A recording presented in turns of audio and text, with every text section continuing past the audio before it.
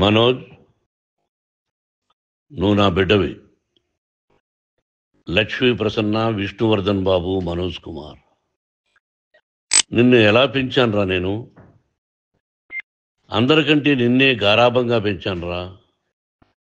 నీకే ఎక్కువ ఖర్చు పెట్టి చదివించాలని ప్రయత్నం చేశానురా. నువ్వు ఏది అడిగినా నేను నీకు ఇచ్చానురా. కానీ ఈ రోజున నువ్వు చేస్తున్న పని బిడ్డల గుండెల మీద తంతారంటారే, అలా తన్నేవరా. మనసు ఆవేదనతో కింగిపోతుందిరా.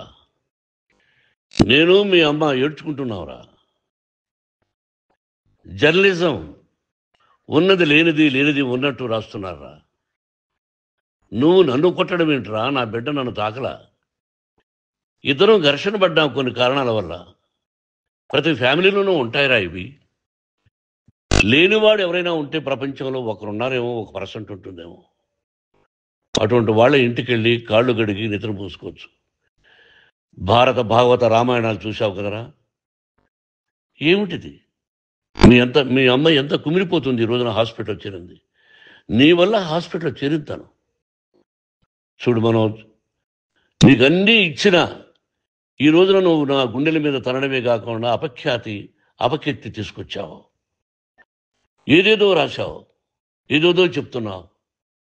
కొంతమంది జర్నలిస్టులు ఉన్నది లేనిది, లేనిది ఉన్నట్టు రాసేవాళ్ళ తత్వం వాళ్ళకి. ఎందుకంటే టీఆర్పీ పెరగాలి. ఇది వాళ్ళ నైజం. మనం మార్చలేము. వాళ్ళందరి మీద మన కోర్టుకు వెళ్ళలేము. వాక్ స్వాతంత్రం అంటారు, ప్రజాస్వామ్యం అంటారు. ప్రజాస్వామ్యంలో కూడా కొన్ని హద్దులు ఉన్నాయి. ఇది నీకు తెలుసు అనుకున్నా. ఎంత మంచి నటుడివి నువ్వు. నీ భార్య మాటలు విని తాగుడుకు అలవాటు పడిపోయావు. వింటున్నావా మనోజ్? ఎవరిని నమ్మాలో ఎవరిని నమ్మకూడదో పరిస్థితి తీసుకొచ్చావు. విద్యాలయాలు ఎంత గొప్పవిరా. మనం 25% కులమతాలకు అతీతంగా ఫ్రీ ఎడ్యుకేషన్ ఇస్తున్నాంరా. క్యాస్ట్ అనేది తీసేశాను రా 92లో ప్రాస్పెక్ట్స్లో. నువ్వు చదువుకున్నావురా. అక్కడ చదువుకున్న బిడ్డలు ఐఏఎస్, ఐపీఎస్ అయ్యారురా. ఎంతోమంది గొప్పవాళ్ళు అయ్యారురా. నువ్వు నటుడుగా ఎంతో గొప్పవాడివి. తాగుడికి అలవాడబడి నువ్వు నీ భార్య ఇంట్లో బిహేవ్ చేస్తున్న విధానం ఆ భగవంతుడు సర్వేశ్వరుడు తెలుసు. భగవంతుడు చూస్తున్నాడు రా. నేను తప్పు చేసినా, నువ్వు తప్పు చేసినా, ఎవరు తప్పు చేసినా. ఎంత అవకాశం ఇచ్చావు మాట్లాడుకునేదానికి అందరికీ. ఇన్ని సంవత్సరాల్లో మన విద్యాలయాల్లో ఒక్క తల్లి కానీ ఒక తండ్రి కానీ ఏమైనా చెప్పారా? ఆ బిడ్డలు మన బిడ్డలు రా. మీరెంతో నాకు అక్కడ ఉన్నవాడు కూడా నా కూతుర్లు, నా కుమారులు. ఎంతమందికి ఫ్రీ ఎడ్యుకేషన్ ఇస్తున్నావు. వాడి దగ్గర ఏది ఆశించలా. నువ్వు ఎందుకు ఇలా తయారైపోయావు? ఎందుకు ఇంట్లో ఉండే పని వాళ్ళందరినీ కొడుతున్నావు? పనివాడు వాడు పని చేసుకోవడానికి మన ఇంటికి వచ్చాడు రా.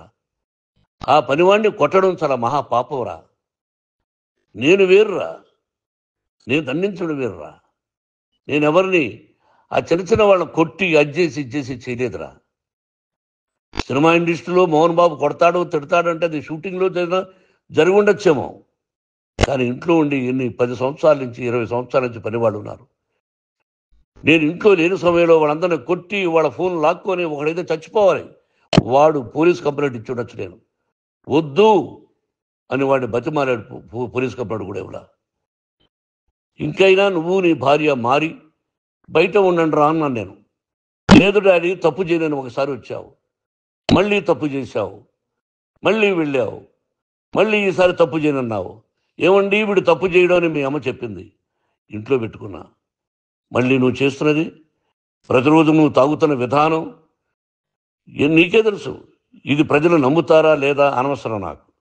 నేను నీకు చెప్తున్నా, ఇంతటితో పులి స్టాప్ పెట్టాలి. 3 రోజుల నుంచి రకరకాలుగా రాస్తున్నప్పుడు నా మనసు ఆవేదనతో ఉంది. మళ్ళీ చెప్తున్నా, Mohan Babu university is greater than temples. Greater than temples. బిడ్డలను కాలేజీలో చేర్చుకునే ముందు చెప్తారు, అన్నయ్య ఎంత ఉంది యూనివర్సిటీ రూల్స్, ఇది మా పద్ధతి, మీకు ఇష్టమైతే చేర్చండి. గవర్నమెంట్ బిడ్డలను గవర్నమెంట్ ఏమిస్తుందో ఇంత పర్సంటేజీ వాళ్ళకు కూడా మీ దగ్గర ఎందుకు డబ్బు తీసుకుంటున్నాం అంటే దానికి అర్థం పరమార్థం చెప్పాము. దొంగతనంగా తీసుకోలేదు, ప్రతిదానికి చెక్కులు ఉన్నాయి, అది అకౌంట్ ఉంది. దానిలో తప్పులు జరిగితే డిపార్ట్మెంట్ ఉంది. కాలేజీలో ఇంకేమైనా తప్పు జరిగితే గవర్నమెంట్ ఉంది. ఇవన్నీ నీకు తెలుసు. ఈ రోజున ప్రపంచంలో నేను నెంబర్ 1గా చేయాలని మీ అన్న కష్టపడి ఇతర దేశాల్లో నెంబర్ 1 యూనివర్సిటీ టైఅప్ చేశాడు. ఈ రోజు నువ్వు చేసిన విధానం ఏమిటి? నువ్వే ఒకప్పుడు నాకు ఇవి ఏమొద్దు, నేను యాక్టింగ్ అన్నావు. ఈ రోజున ఏం చేస్తున్నావు? విద్యాలయాల మీద పడ్డావు. తల్లిదండ్రులు చాలా గొప్పవాళ్ళరా. కొంతమందికి డబ్బు కట్టలేకపోవచ్చు, కట్టని వాళ్ళకు కొంత సహాయం చేసాం. అంతా సహాయం చేయలేము. బ్యాంకుల్లో డబ్బు కట్టాలి, లెక్చరర్స్కి డబ్బులు ఇవ్వాలి, యూనివర్సిటీ బ్రహ్మాండంగా నడపాలంటే మంచి లెక్చరర్స్ కావాలి. ఇవన్నీ తెలిసి చేస్తున్నావురా 32, 33 సంవత్సరాల నుంచి. అది పక్కన పెడితే అందరినీ కొట్టడానికి వస్తావు. మీ అన్నం తిడతావు. ఒక వ్యక్తి వినయ్ గారని ఆయన వ్యక్తి హెల్ప్ చేయడానికి వస్తే ఆ వినయ్ ఎవరు లజ్జాగుడికి చంపేస్తాను వాడు అన్నావు. ఇవన్నీ ఎంత తప్పురా? అంటే మీ నాన్నగారికి ఎవరు సహాయం చేయడానికి వస్తే వాళ్ళందరినీ లజ్జాగుడుకులు అంటావు, చంపేస్తానంటావు. మీ అన్నను చంపేస్తానన్నావు. చంపరా చూద్దాం మీ అన్న. నేనే అన్నా. తాకరా నీ ధైర్యం ఉంటే అన్నా. ఎంతమందిని చంపాలనుకుంటున్నావు? ఎంతమందిని చేయాలనుకుంటున్నావు? నువ్వు ఏం సాధించాలనుకుంటున్నావు? ఆలోచించుకో. ఈ ఇంట్లోకి అడుగు పెట్టడానికి నీకు అధికారం లేదు. ఇది నా కష్టార్జితం. మా నాన్నగారు 10 రూపాయలు 10 పైసలు కూడా ఇవ్వలేదురా. మంచి జన్మనిచ్చాడు మా నాన్నగారు. మద్రాసుకు వెళ్ళి వీధుల్లో అడుగు తిన్నాను రా. ఒక పూట కూడా భోజనం లేకుండా అడుగు తిన్నాను రా. న్యాయంగా మోహన్ బాబు తిడతాడు, కొడతాడంటారు, కానీ మోసగడనం లేదురా. నీట్ పార్లమెంటేరియన్గా బయట వచ్చాను రా. నువ్వు నా పరువు ప్రఖ్యాతులు మంట కలిపావు. ఏమిటి నేను చేసిన అన్యాయం? నీకు జన్మనిచ్చాను, అదా నేను చేసిన పాపం. అందుకే ఇది నా ఇల్లు అన్నావు. నువ్వు నీ ఇల్లు కాదు. నీ కష్టార్జితంతో నువ్వు సంపాదించుకున్న ఇల్లు నీది. ఇది నా డబ్బు, నా కష్టార్జితం. నా కష్టార్జితంలో నేను పిలిస్తేనే మీరు ఇంట్లోకి రావాలి. అటువంటిది పోగొట్టుకున్నావు నువ్వు. ఆస్తులు అంటావా? ముగ్గురికి సమానంగా రాయాలా లేదా అది నా ఇష్టం. ఆస్తులు ఇస్తానా, లేకపోతే గంగపాలు చేస్తానా, లేకపోతే ఎవరికైనా దానధర్మాలు చేస్తానా, అది నాకు సంబంధించిందిరా. నా కష్టార్జితం రా. మీరు చేస్తున్న విధానం గుణగణాలు కావాలరా. మందు తాగచ్చురా. ఎంత తాగాలి? నేను కూడా 1 or 2 పెగ్స్ తీసుకుంటా. ఇది తప్పు కాదు, జనానికి తెలియాలి. నా డబ్బు ఇది. ఏ తాగి ఎవరిని కొట్లా, తాగి నేను తింటున్నా. అది ప్రజలకు అక్కర్లా. నేను తప్పు చేస్తేనే ప్రజలకు కావాలా. ఇవన్నీ ఉన్నాయిరా. ఇవన్నీ తెలుసుకో. జర్నలిస్ట్ సోదరులారా, మీకు నా గతాన్ని తెలుసు, నా భవిష్యత్తు, నేను ఎక్కడి నుంచి వచ్చాను కూడా మీకు తెలుసు. ఈ రోజున మీరు రాస్తున్న విధానం, నా బిడ్డ నన్ను కొట్టాడన్నారు. ఎంత తప్పు! ఈ రోజున నా బిడ్డ మీద కోపంతో అవును చెప్పచ్చు. కాదు, వాడు నా మీద చెయ్యెత్తలేదు. నేను ఘర్షణ పడ్డాం. ఘర్షణ వేరు, కొట్టుకోవడం వేరు. గాయాలతో హాస్పిటల్కి వచ్చి కుంటుకుంటుగా నడిచాడు. మళ్ళీ ఏమని పోలీస్ స్టేషన్కి వెళ్ళి చెప్పాడు. ఎవరో 2 ఉన్నారు, వాళ్ళిద్దరూ నా మీద దాడి చేశారన్నాడు. నా ఇంట్లో పనిచేస్తున్న వ్యక్తుల గురించి పోలీస్ స్టేషన్కి వెళ్ళి చెప్పవలసిన అవసరం అతనికి లేదు, హక్కు లేదు. పోలీస్ డిపార్ట్మెంట్ కూడా తెలుసుకోవాల్సిన విషయం.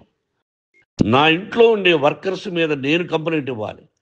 నువ్వు పర్మిషన్ లేకుండా నా ఇంట్లోకి నువ్వు చొరబడి ఇల్లు నాదంటూ ఇంట్లో పనిచేస్తున్న వర్కర్స్ మీద కంప్లైంట్ ఇచ్చావు. అది ఎంతవరకు పోలీసు న్యాయమో రూల్సో చూద్దాం. పోలీస్ డిపార్ట్మెంట్ ఇంటికి వచ్చింది. వాళ్ళకి రాశాను ఉత్తరం, అయ్యా నేను సీనియర్ సిటిజన్ని, నాకు రక్షణ లేకుండా ఉంది, నా బిడ్డ వల్ల నా ఇంట్లో నుంచి నా బిడ్డను పంపించేసి ఇది నా ఇల్లని. వాళ్ళు నాకు సమాధానం ఇవ్వలేదు. ఇవ్వకపోగా ఎవరిని పట్టించుకోలేదు.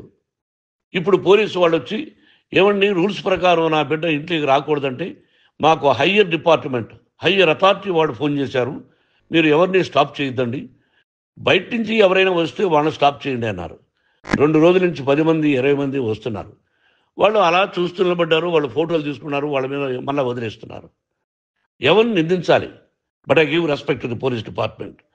వాళ్ళకి ఏ అధికారి ఫోన్ చేశాడో, ఆ అధికారికి ఏ పొలిటీషియన్ చేశాడో అది వాళ్ళకే వదిలేస్తున్నా. కాబట్టి వాళ్ళు పోలీస్ కంప్లైంట్ ఇచ్చినా కూడా మేము సంబంధం లేదని అంటున్నారు కాబట్టి నేను నా బిడ్డను నిన్ను నాపు చేస్తున్నా. నువ్వు ఇంట్లోకి వచ్చే అధికారం నీకు లేదు. నువ్వు వచ్చి నీ బిడ్డను తీసుకెళ్ళు. సంతోషం. నువ్వు రాలేదు, నీ బిడ్డను జాగ్రత్తగానే చూసుకుంటావు. Take care yourself daughter, that's all. మీ అమ్మ హాస్పిటల్లో అడ్మిట్ అయింది.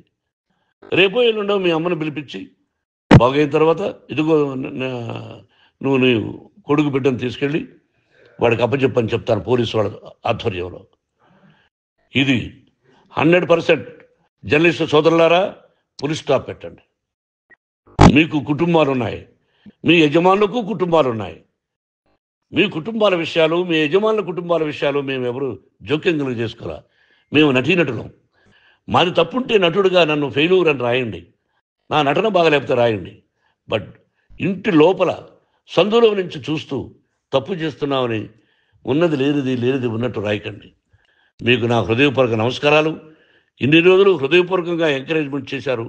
ఆ ఎంకరేజ్మెంట్కు నమస్కారం చేసుకుంటూ I love you all. I love you police department. మీరు న్యాయంగా ధర్మంగా నడుచుకోండి, ఎవరికి తొత్తుల్లాగా ఉండొద్దండి అని మనవి చేసుకుంటూ నేను సెలవు తీసుకుంటాను. Thank you very much for all the journalist. ఇక్కడ పులి స్టాప్ పెట్టండి, పులి స్టాప్ పెట్టండి. Thank you very much.